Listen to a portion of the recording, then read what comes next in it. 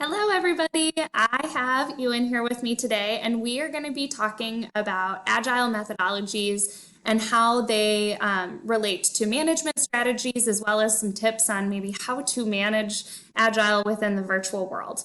But before we get started, can you give us a quick introduction? Yeah, absolutely. Thanks, Emma. My name is Ewan O'Leary. I'm a coach with a really strong bias towards Agile, and you'll understand that definition or distinction as we kind of go a little further. My background is I started in technology many years ago, and realized at some points, probably in my mid-20s to late 20s, that most technology challenges that we have, or software challenges that we have, aren't really technology challenges. They're human challenges. They're team challenges. They're the way that people relate to each other, the way that people interact with each other. And basically took that and have that insight, and have been coaching in the Agile space. First strongly in technology, and now outside of technology, more in sort of a life sciences space, which we'll, I'm sure, get into in a little moment, and have built on a set of practices that really emerged from technology, and I'm now applying that elsewhere, specifically in the space of clinical trials for pharma, which is a very interesting place to find myself for a number of reasons. But it's an exciting time to be there, particularly given the pandemic situation and the work that has to go along in solving for what's going on in the world today. So I'm certified in a number of different Agile disciplines, a whole lot of them. If you would like more information on my background and so on, feel free to get onto LinkedIn and follow me there. Yeah, that'll probably give you a little bit more insight as to some of the underlying reasons and the underlying insights that I'm using to sort of move forward in the world. Okay, so my first question then, you alluded to the idea that you've worked in a number of different industries across the board. And so those industries like life sciences, or I know I've seen manufacturing and some of those different areas, what differences in terms of how they adopt Agile have you seen in your experience? So it's a really interesting question, because what I've found out is in terms of my experiences, I used to go into this whole idea of Agile and Agile transformation, Agile adoption, with the idea that there was a very specific and dogmatic way to approach Agile. So it turns out that unless you're doing X, Y, and Z behaviors or practices, you're not Agile. It turns out that this isn't a very effective way of approaching things. The fundamental is for me now, is to really find the challenge that a team is experiencing, and recognize that team might be experiencing that challenge from a sort of a set of perspectives that is entrenched in their particular industry.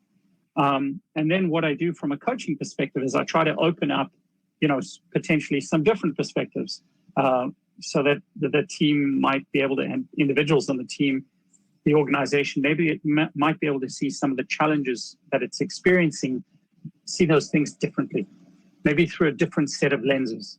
And in doing so, I actually step away from a very sort of dogmatic or rigid kind of process focus, no matter what industry that I'm in. But I do sensitize, like some industries are very strongly process focused. And if you kind of go in and not have a conversation with, when you try to have a conversation and not introduce process, it's very difficult for you to kind of meet people where they are. So this idea of meeting people where they are, sort of sensing into where the system that they're working in happens to be, what its strengths are, what its predominant perspectives and so on are, then kind of building on that seems to be universal, no matter what industry you're sort of working towards. Perfect. Thank you. I like that idea of really just working with them to figure out where they are and your role as being almost that bridge to get them to that different thought process and identifying a different way to look at the problem. My next question is more specific to the idea that you mentioned earlier that, versus just true agile as it pertains to technology, looking at how you can apply that methodology to management principles. And I know it's probably going to be hard with your focus being there to ask like one tip or trick, but I guess for folks that are looking to make that shift and that and move towards using agile methodology within their management practices, do you have something that you would suggest keeping in mind? Yes, absolutely. Recognize that the world is becoming exponentially more complex, more volatile, more uncertain, and more ambiguous. And our traditional ways of thinking about management don't work very well in that space. They really don't. You'll find that if you're in a management role now, you'll find that you are often kind of stretched to your very limits. You might find yourself pushing your boundaries, working longer and harder hours, and not actually achieving as much as you want to. So all of that is sort of evidence that we need to rethink the way that we're managing in these sort of volatile, uncertain, complex, and ambiguous times. And there's a writer by the name of Steve Denning who has written this book. He's written a number of books, but the book in particular is called The Age of Agile. And in it, he talks about there being really three laws to follow. The first is the law of small teams, meaning small, somewhat autonomous but highly aligned teams are able to get the job done more effectively than our traditional hierarchies. The second is this idea of the law of the network, meaning those teams are basically sort of really important. Well, it's really important for them to kind of connect with each other and interact and engage with each other, but not in sort of a hierarchy, more sort of in a purpose-filled kind of space or purpose-filled organization. And the third is the law of the customer, in which instead of being sort of siloed, which many organizations are, you sort of see these vertical silos all over the show, and there's one person in charge of all the things that are related to this. If you put the customer at the center of the organization and then organize around the customer needs, then you tend to bring more of their needs to the fore when you're making your decisions, when you're allocating resources, when you're getting things done. So those three laws, and I think I may have mixed up the order. I think it's the first is the law of small teams, the second is the law of the customer, and the third is the law of the network.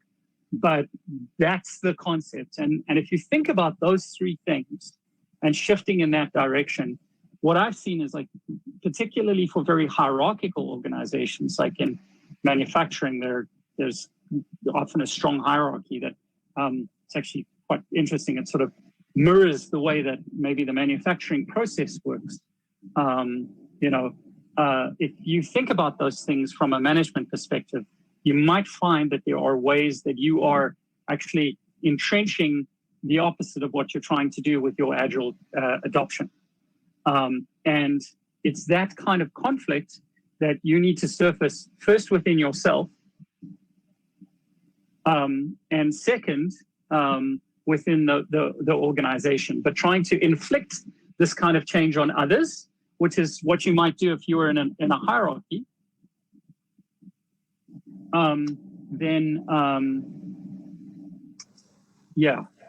you might have a bad time. I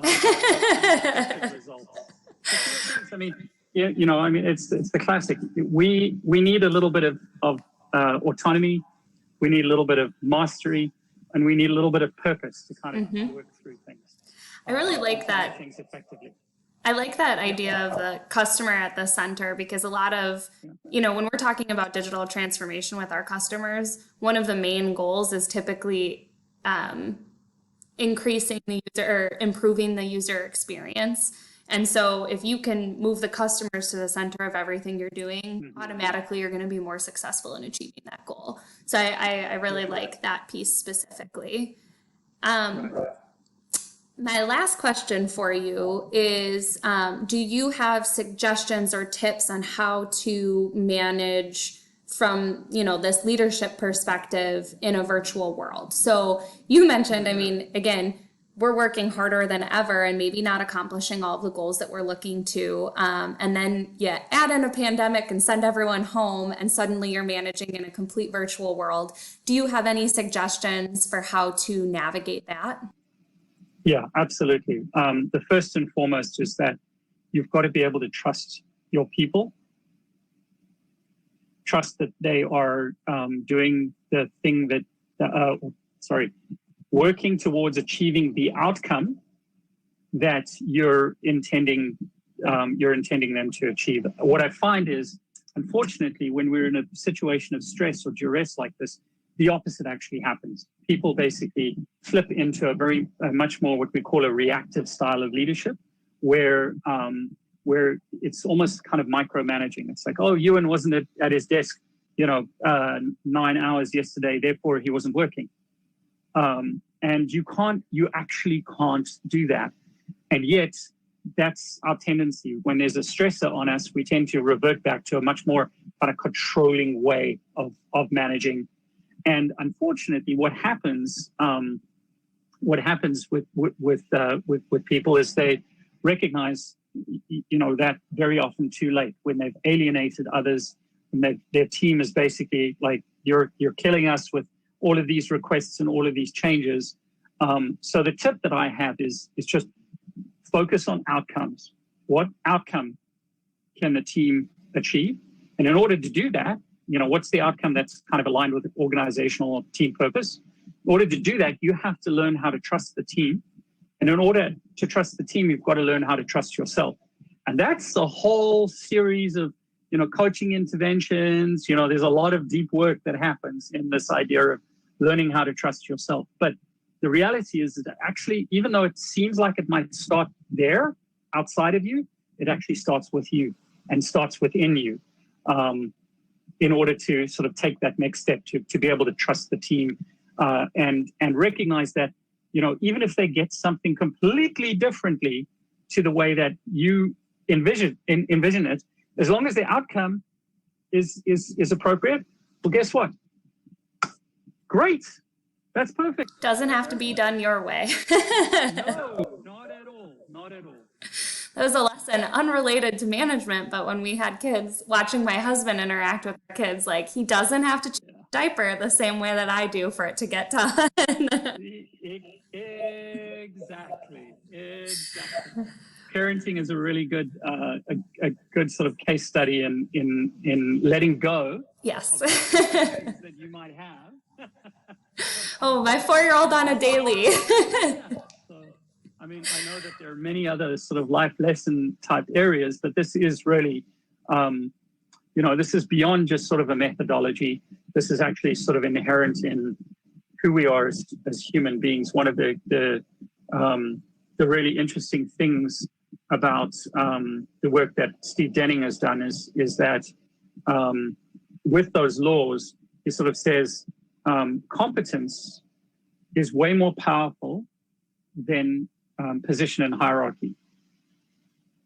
So competence is way more powerful than position and hierarchy. And from a management standpoint, you can afford to be a whole lot less directive, even to the point of feeling like you're almost doing nothing, and letting your team kind of go, because you're not actually going to be there. In the past, I mean, people would have been in the office and you would have had visibility into their time and their schedules and things like that. Well, guess what?